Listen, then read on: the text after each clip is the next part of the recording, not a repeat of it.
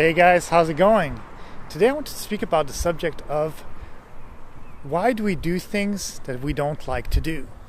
Well, the thing is that we as human beings don't have the luxury to always do the things that we like to do. It's as simple as that.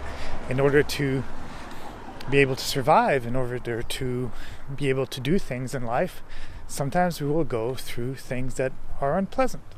And sometimes we'll do things that we like to do, but at the same time, we're going to have to do things that we do not always want to do. Simple example of it is most people, they have to go to work at least 5 days a week.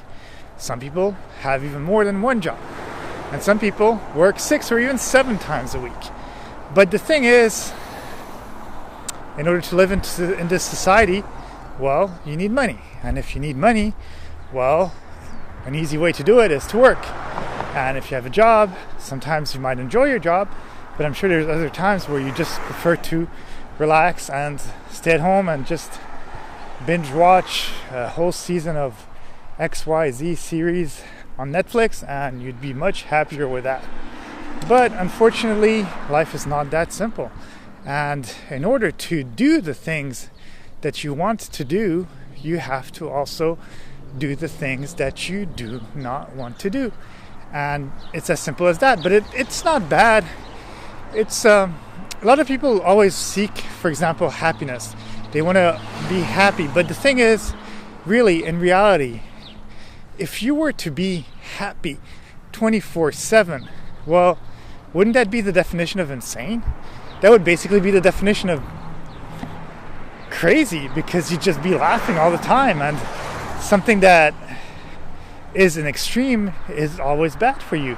For example, drugs, the reason that they work is because they give a certain type of chemical to your brain, but it's a sort of imbalance. So what happens is that if you have too much of one type of chemical or another, well, yeah, you're going to feel the effect of it, but it kind of goes beyond the nature in some way of what your natural chemistry is, and you might feel some super high, extreme highs of highs, but what's it going to do? It's going to actually deplete the other chemicals in your brain, and then once the effect wears off, well, you're out of gas. And if, let's say, you've had a super high where you're super happy, well, usually the reverse happens where you are super duper depressed because you just don't have any more dopamine, for example, and without it, you just have sadness. And that's kind of the thing about life. It's basically about finding balance. If you can find balance between what you like to do and what you don't like to do, well, then that's when you find your Zen position in life, your Buddhist Zen position, where you are okay with things. You know that there are moments where you will not enjoy.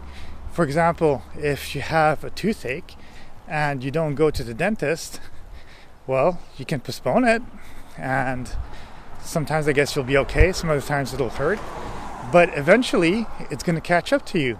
And what could have just been, we'll say, for example, a small cavity, well, it could have turned out into something much bigger, and now that cavity could be super infected, and it could have infected other teeth.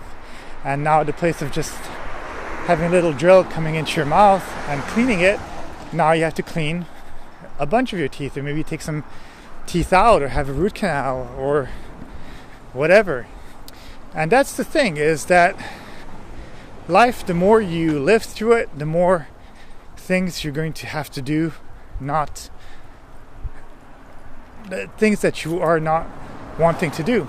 And it starts out even from being a child. There's a lot of things that are imposed to you by your parents that you necessarily don't want to exactly do it, but you do it because you know that if you do things right and all that, then your parents will keep on being kind to you and they won't punish you, and maybe you'll get that toy that you always wanted. But the thing is that it's all about balance, and there's nothing wrong with doing things that you don't want to do sometimes. because inevitably it leads to a better life. For example, somebody who is very career oriented, but at the same time they're lazy, well, I don't know. I don't think that's a very good blend. And that's why it's important in life to find that balance, unfortunately. And there's no need to basically deny the fact that from bad comes good.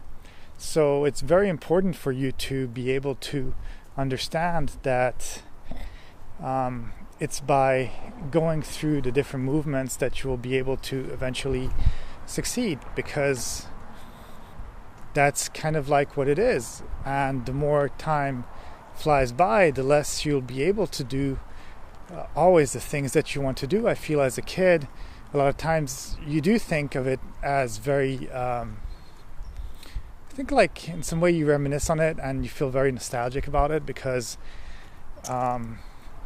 it's just times where you think that everything is perfect, but then if you were really like going through those steps as a kid, you probably thought it was hard. But usually we always see times in the past, the times that are from the past, as things that we like put on a pedestal, that we think are wonderful. But the reality is that we probably did a lot of things that we didn't want to do, and we had to suffer through these things, like maybe going to school every day, learning math, learning how to read and all that stuff. But through all that hard work in some way, then eventually you start enjoying the things, and you start realizing that maybe the hard times that you had learning how to read then eventually became a pleasure, because now you're able to read a lot of stuff. You're able to read books. You're actually able to read the internet or play video games and stuff like that. And that's also a great feeling, is also that feeling of accomplishment. And you know that, for example, if you're starting a new job, or you're starting as simple as just basically starting a business or whatever it is, you know that in the beginning it's always going to be difficult, but then with time you're able to overcome those difficulties. And once you're able to overcome those difficulties, then from the negative, from the things you didn't want to do, you get to become the boss of that in some way, and you can do the things you do in order to retire successfully, for example, or in order to have the vacation that you want. You will always inevitably have to do some things that you don't want to do. It's not about all fun and games. Again, it goes back to the drug. You can be happy for a certain amount of time, but if you're happy all the time, then you just take things for granted. And if everything was simple in life, well, where's the challenge? I don't know. Sometimes challenges are fun. That's why people play games. That's why people are competitive, because there's a fun, there's a certain self-worth, there's something that you accomplish, so sort of sense of accomplishment that happens from basically succeeding and from basically being able to overcome things. Okay, that's it. That's all I have to say on the subject. Have a great day, and I will talk to you soon. Bye.